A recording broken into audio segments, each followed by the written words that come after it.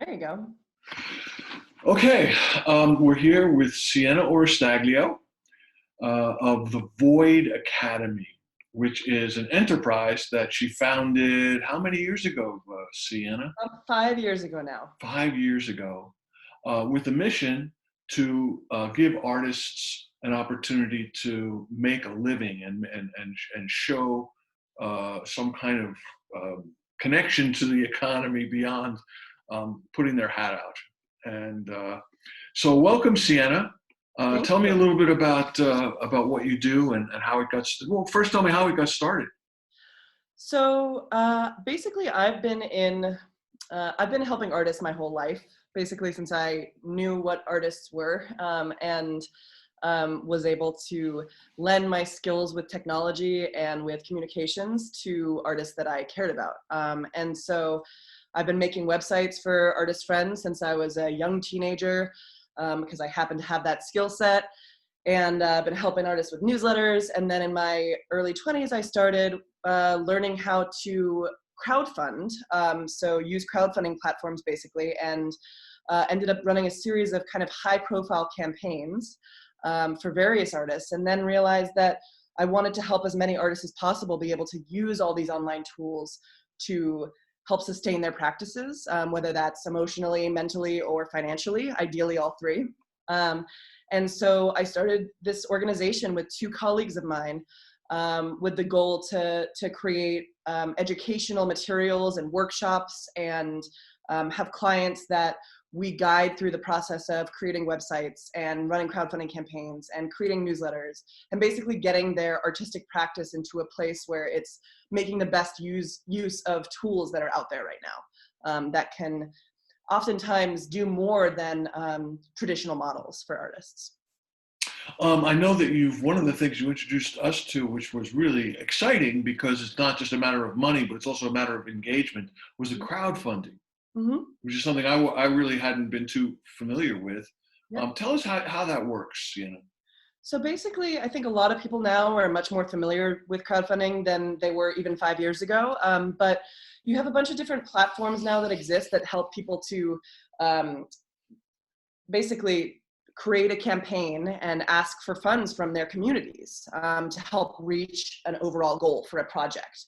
But that's been happening basically since ancient times, right? So um, I think we're used to, in the arts, a one-to-one patron to artist model from the antiquity period. But over time, people have always come together to raise funds for larger projects. And what these online tools do is just make that easier. So it enables you to go to a community of people and say, hey, I want to make this project.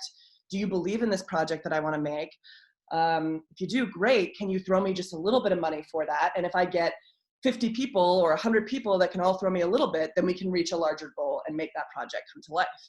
And as you said, Phil, there's a obviously great financial reason to do that, because it enables you to raise funds, but also it helps you to build community as an artist. I think you don't know the amount of support that's out there for a project until you actually see who's interested and see who wants to, be involved in some capacity. Whether that's just giving $1, but then you know that that person might be a potential audience for the project that you're creating.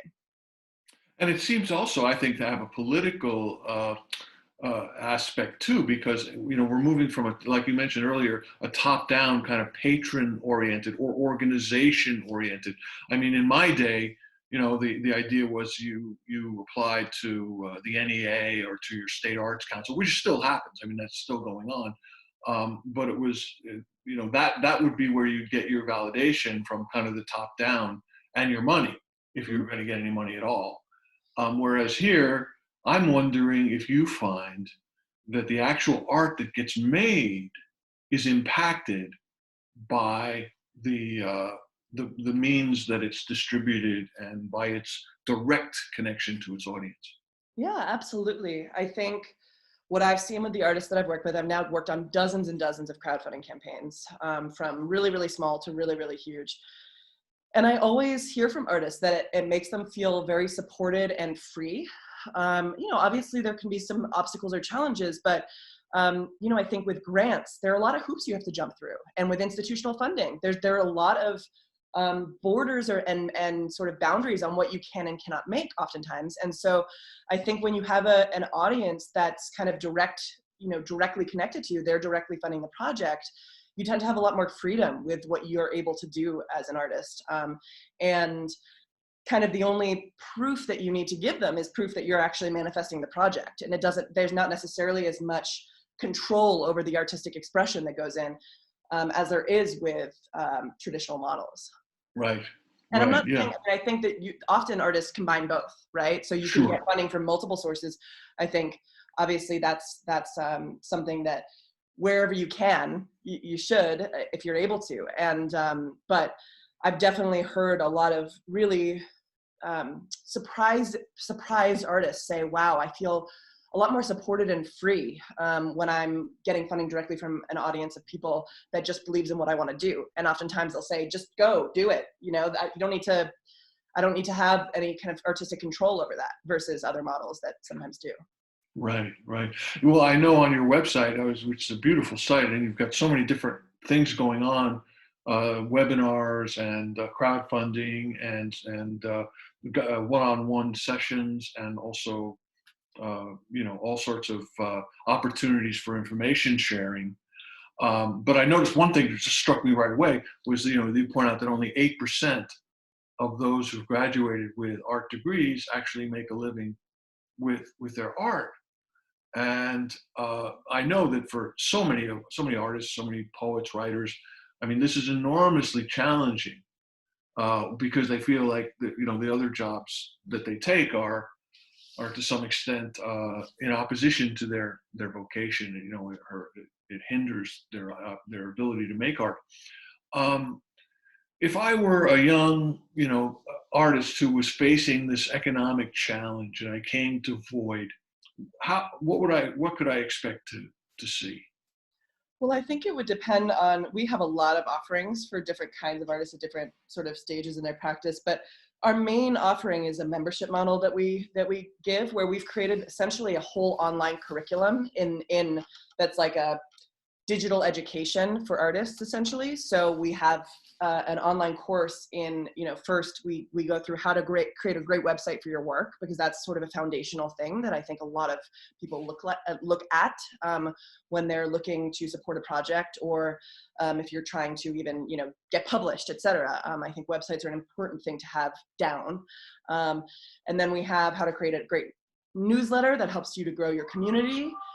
Sorry, we have a siren. There's a fire station on my block, so we just gotta wait till the siren passes. He's going by.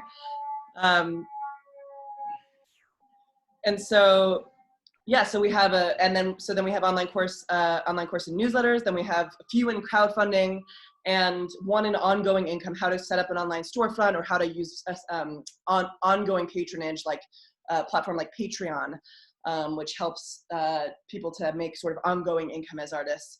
And so it would kind of be that I would probably recommend that the young artists go through those courses and kind of learn those materials, do the workbooks, talk to us. We're available for short consults for our members as well. So we jump on the phone, do 15-minute consults, and answer questions. And after that, I would sort of make sure that they were set up with all of those basic things and see what route they wanted to take in terms of whether they wanted to engage these community funding tools to help them move into a different stage of their practice. And in addition to working with individual artists, I know you've also worked with large international organizations. Yes. Tell us a little about how that's such a wide range of things to do, young people and also big institutions. Yeah, you mean in terms of our crowdfunding assistance, like where we've helped organizations? Yeah. Sure. I think we work with artists, and then we work with arts organizations. So we've seen that these issues within the arts and about lack of funding and lack of ability to sort of find adequate funding to fund the things that you want to do. That's true both of individual artists and a lot of arts organizations. And so and the basic principles are the same, and the principles that enable you to crowdfund effectively or to raise funds from a large community. Those principles go whether you're doing it for just yourself or for your organization. And so we've offered and worked with bigger organizations, the Opera House of Florence, or just larger organizations who are trying to get larger scale projects done, but don't have as much experience with crowdfunding because it is a relatively new tool. So not many people have that much experience with doing it. Right. So we kind of, wherever we see a need, as long as we're mission aligned with the person, we like to be able to consult or help, or at least provide them with our resources that we've created.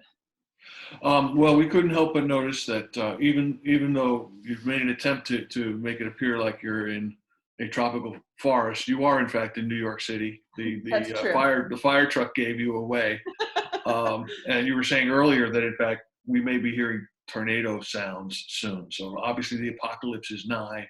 Clearly. And I want to ask you about the relationship, in a sense, between your urban, I mean, you grew up in London, and you grew up in Boston and New York, real artistic urban centers. And at the same time, there's so many of us, I'm in Youngstown, Ohio, who have a completely kind of different orientation and experience.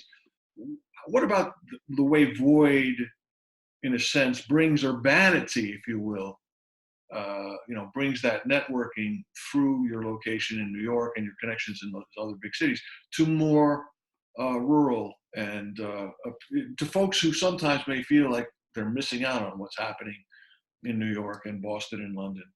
Definitely. I mean, we work with a lot of artists. We have a lot of members, and we've consulted with a lot of artists who are not in major cities. And obviously we hear that issue, that it feels really hard to feel connected to some kind of larger arts culture community especially if it's not really supported in the small town. The arts aren't a big part of the small town where you are, or the non-urban area where you are.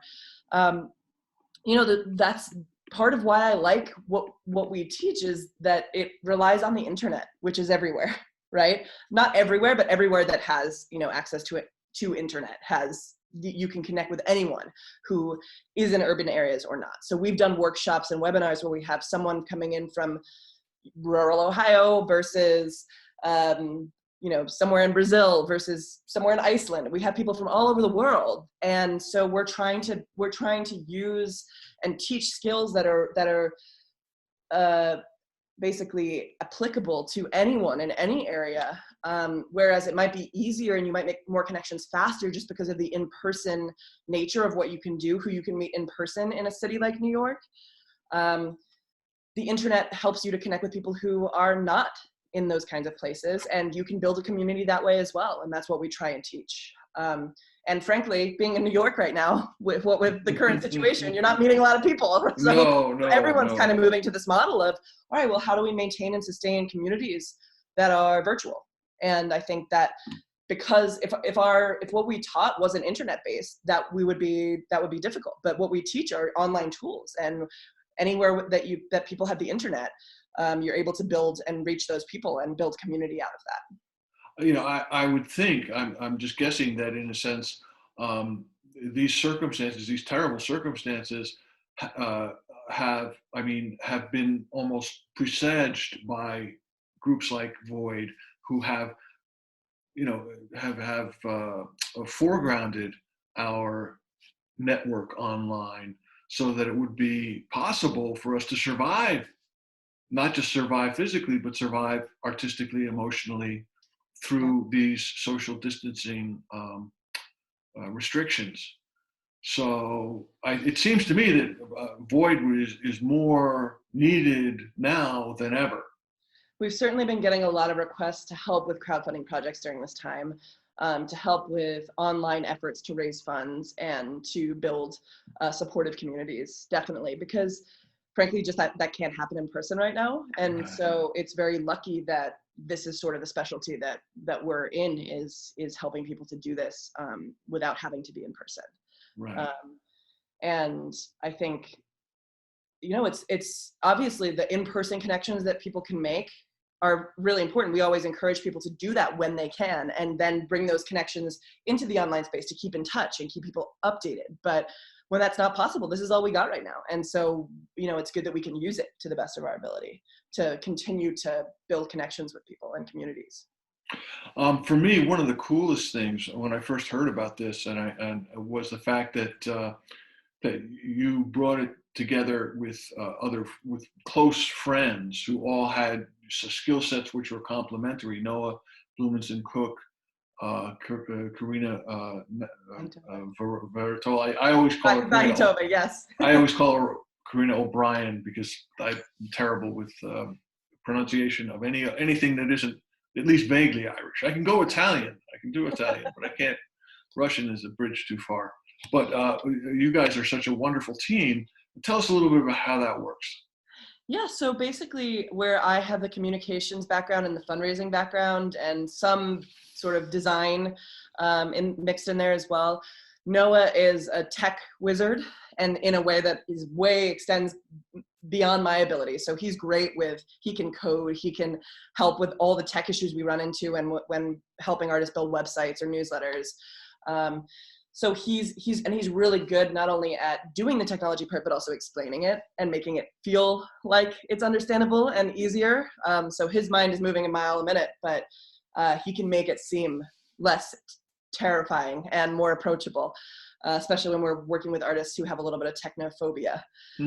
So that's great. And Karina has done a lot of community building in her past. And so she's really great at managing the community side of our members and connecting with artists and helping them get through these like emotional obstacles that they have around asking for funds, or again, fear of using the internet sometimes comes up, or just feeling like they're not their work isn't going to connect with people, or all those insecurities that we see come up with artists. Karina is really great at building those relationships with artists and helping them to get through that. And helping keep our sort of community of artists really strong. So yeah, I was really lucky that we happened to realize that we have this same interest in these complementary skill sets that would work really well to create this organization to be something that was really useful to the artists that we care about helping.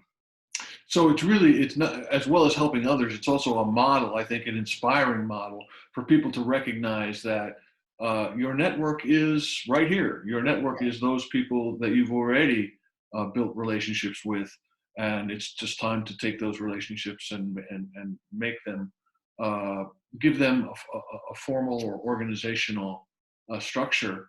And those are the best places to work, as you know. You always want to work with the people you love and trust. Yeah, absolutely. So in terms of getting in touch, Siena, because I know that there are a lot of young people, a lot of my students, I know you came and visited Wilkes a few years ago. You and Noah and Karina all came out very kindly, generously to come out and donated your time.